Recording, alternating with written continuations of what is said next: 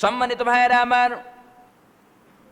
আল্লাহ রাব্বুল আলামিন সূরাতুল বাকারার মধ্যে বলতেছেন, ইয়া আইয়ুহান নাসু কুলু মিম্মা ফিল আরদি হালালান তাইয়্যিবা।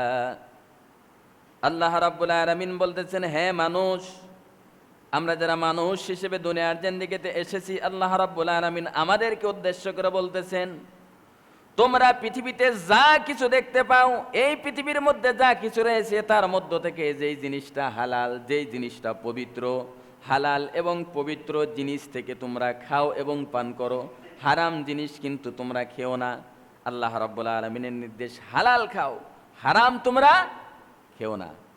এবার সম্মানিত উপস্থিতি, আমরা একটু নিজেদের সঙ্গে মিলাই যে আমরা হালাল খাবার খাই কি নাকি হারাম খাবার খাই। কোনটা হালাল কোনটা হারাম এটা আমাদেরকে আগে বুঝতে হবে। আল্লাহ রাব্বুল আলামিন সে কথাও কিন্তু আমাদেরকে বললেন, হারাম রুজি থেকে তোমরা বেঁচে থাকো। হারাম রুজিও করা যাবে না, হারাম উপার্জন খাওয়া তো যাবেই না, হারাম উপার্জনও করা যাবে না। হারাম জিনিস খাওয়া নিষেধ করেছেন। এর পরবর্তী আয়াতের মধ্যে আল্লাহ রাব্বুল আলামিন বলছেন, ওয়ালা তাকুলু আমওয়ালাকুম বাইনাকুম বিল বাতিল, তোমরা পরস্পরের সম্পদ অন্যায়ভাবে ভক্ষণ করো না। আল্লাহ রাব্বুল আলামিন নির্দেশ দিলেন, হারাম খাবার খাওয়া যাবে না, হালাল খাও। এরপর আল্লাহ রাব্বুল আলামিন বলতেছেন, হালাল খাওয়ার কথা বলার পর আল্লাহ রাব্বুল আলামিন বলতেছেন, হারামও খেও না। আল্লাহ রাব্বুল আলামিন নির্দেশ দিলেন, তোমরা পরস্পরে অন্যের একজনের সম্পদ তোমরা অন্যায়ভাবে ভক্ষণ করো না, অন্যায়ভাবে তোমরা কিন্তু মেরে কিন্তু খেও না। আল্লাহ রাব্বুল আলামিন আহাল্লাল্লাহুল বাইআ ওয়া হাররামার রিবা, আল্লাহ রাব্বুল আলামিন জানাইলেন, তোমাদের জন্য ব্যবসাকে হালাল করলাম, ব্যবসা করে খাও, তোমার জন্য হালাল হবে।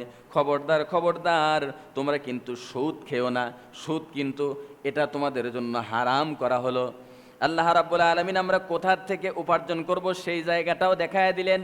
কিভাবে আমি আমার দেহ পরিচালনার জন্য যে আমাদের খাবার খেতে হবে, এই খাবারটা কোথা থেকে আমরা পাবো, আল্লাহ রাব্বুল আলামিন সে কথাও কোরআনুল কারীমের মধ্যে জানাই দিলেন। কেমনে আমরা উপার্জন করব, কোথা থেকে উপার্জনের টাকা পাবো, আল্লাহ রাব্বুল আলামিন জানাইলেন, আহাল্লাল্লাহুল বাইআ ওয়া হাররামার রিবা, তোমাদের জন্য ব্যবসাকে হালাল করা হলো, তোমাদের জন্য ব্যবসাকে হালাল করা হলো।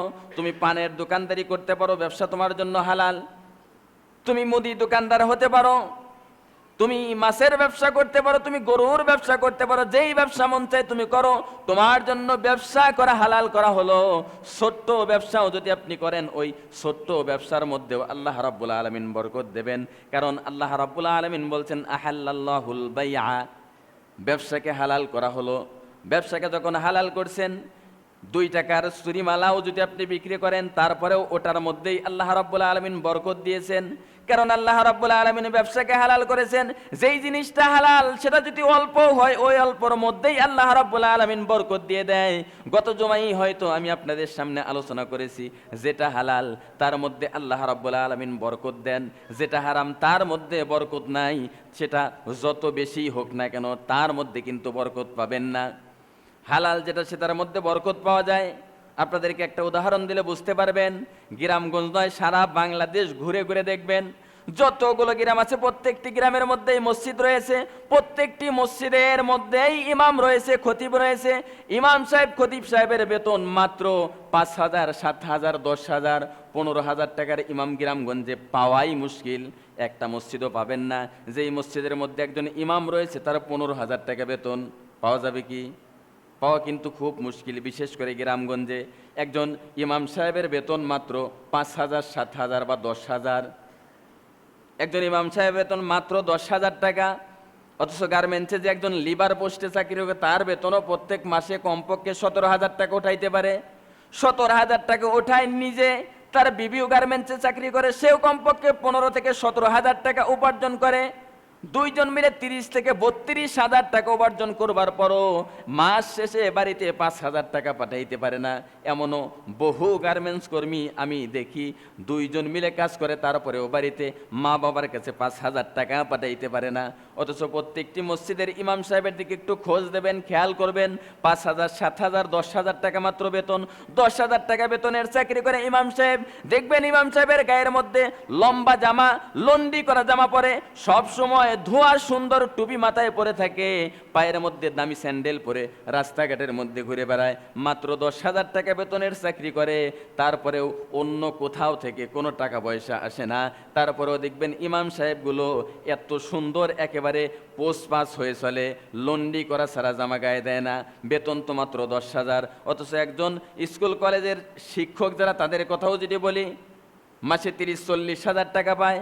একজন ডাক্তার প্রত্যেক মাসে হাজার হাজার টাকা নেয়, লাখ লাখ টাকা উপার্জন করে। একজন ডাক্তার প্রত্যেক মাসে লক্ষ টাকা উপার্জন করে।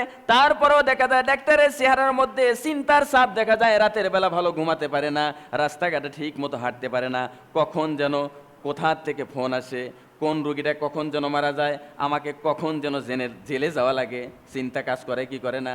কিন্তু একজন ইমাম সাহেব দেখবেন মাত্র 10,000 টাকার চাকরি করে, 10,000 টাকার চাকরি করেও লন্ডি করা জামা গায়ে দেয়, লন্ডি করা জামা গায়ে দিয়ে এলাকার মধ্য দিয়ে ঘুরে বেড়ায়, 5 ওয়াক্ত নামাজ পড়ায়, চাষটেলে বসে চা খায়, সদা সর্বদা মানুষকে ন্যায়ের পথে ডাকতে থাকে। মাত্র 10,000 টাকার চাকরি, তারপরেও দেখা যায় ইমাম সাহেব খুব ভালোভাবে সংসার চালাচ্ছে, ছেলেকে পড়াচ্ছে, মেয়েকে পড়াচ্ছে, নিজেও সুন্দরভাবে চলছে। মাত্র তো 10,000 টাকা চাকরি, তারপরে এত সুন্দর করে কেমন করে চলে। প্রত্যেকটি ইমাম আপনি দেখবেন ওই ইমামগুলো হারামের মধ্যে জড়ায় না, হালাল টাকা উপার্জন করে। এই হালাল টাকা যদিও অল্প, হালাল টাকা যদিও 10,000, এই 10,000-এর মধ্যেই আল্লাহ রাব্বুল আলামিন বরকত দিয়ে দেয়। একজন ডাক্তার প্রত্যেক মাসে যদি লক্ষ টাকা উপার্জন করে থাকে, হয়তো ওই লক্ষ টাকার মধ্যে হারাম ঢুকে যায়, যার কারণে লক্ষ টাকা উপার্জন করার পরেও ডাক্তার সাহেব দিব্যি আরামে চিন্তা মুক্ত ঘুমাতে পারে না। কারণ হালাল আর হারাম এর মধ্যে তো পার্থক্য রয়েছে। আল্লাহ রাব্বুল আলামিন এজন্যই কুরআনুল কারীমের মধ্যে বলছেন, আহাল্লাল্লাহুল বাইআ ওয়া হাররামার রিবা, তোমাদের জন্য সুদকে হারাম করা হলো, ব্যবসাকে করা হলো হালাল। দেখবেন 2 টাকার চুরিমালা বিক্রি করে গ্রামগঞ্জে ঘুরে ঘুরে, মাত্র 2 টাকা দাম, সারাদিন বিক্রি করে কয় টাকায় রোজগার করতে পারে আমার বুঝেই আসে না।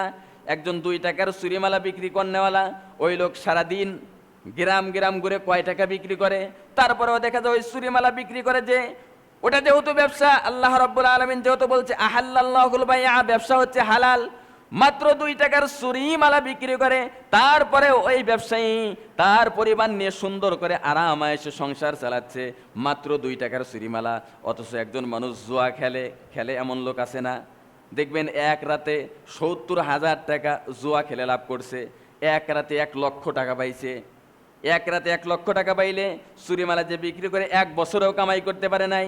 অথচ ওই চুরিমালা যে বিক্রি করে তার চাউল বিক্রি করতে হয় না, তার বিবির কাপড় চোপড় বিক্রি করতে হয় না, কোনো কিছু বন্ধক রাখতে হয় না। মাত্র 2 টাকার চুরিমালা বিক্রি করে, তারপরেও কোনো কিছু বন্ধক রাখতে হয় না, দিব্যি আরামে সংসার করতেছে ছেলে মেয়ে আত্মীয় স্বজন নিয়ে। কিন্তু যেই লোক এক রাত্রে 1 লক্ষ টাকা জুয়া খেলে হারাম উপার্জন করলো, 1 লক্ষ টাকা হারাম উপার্জন করার পরও 3 দিন যেতে না যেতে দেখবেন তার ঘরের মধ্যে যে চাউল আছে, চাউল বিক্রি করতে হয়, অন্যের থেকে ধার করতে হয়। কারণ কি? লক্ষ টাকা তো এক রাতে উপার্জন করলো, তারপরেও 3 দিন পর কেন তাকে আবার ধার করতে হলো, কেন তাকে আবার জায়গা বিক্রি করতে হলো?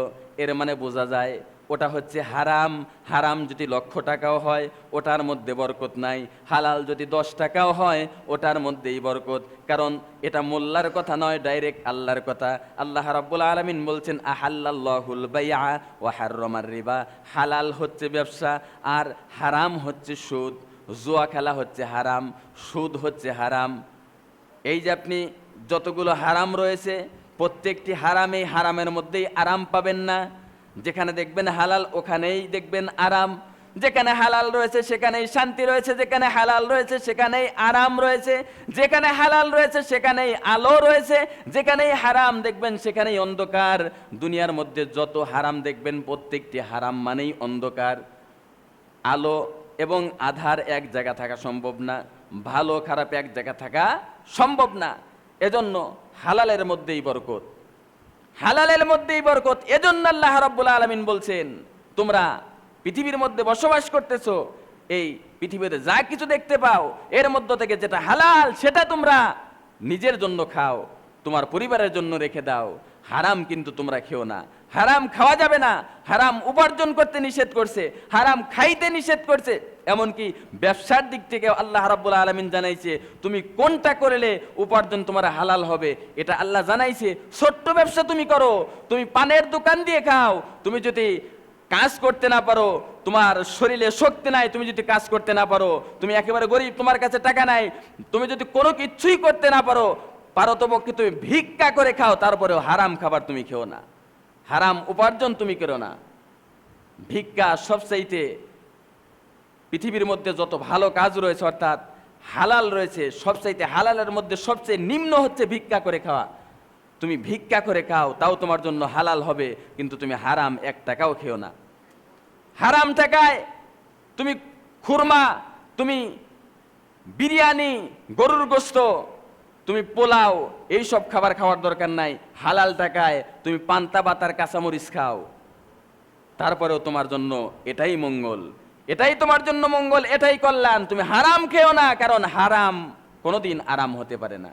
হারামের মধ্যে কখনো আরাম হতে পারে না, কখনো হতে পারে না।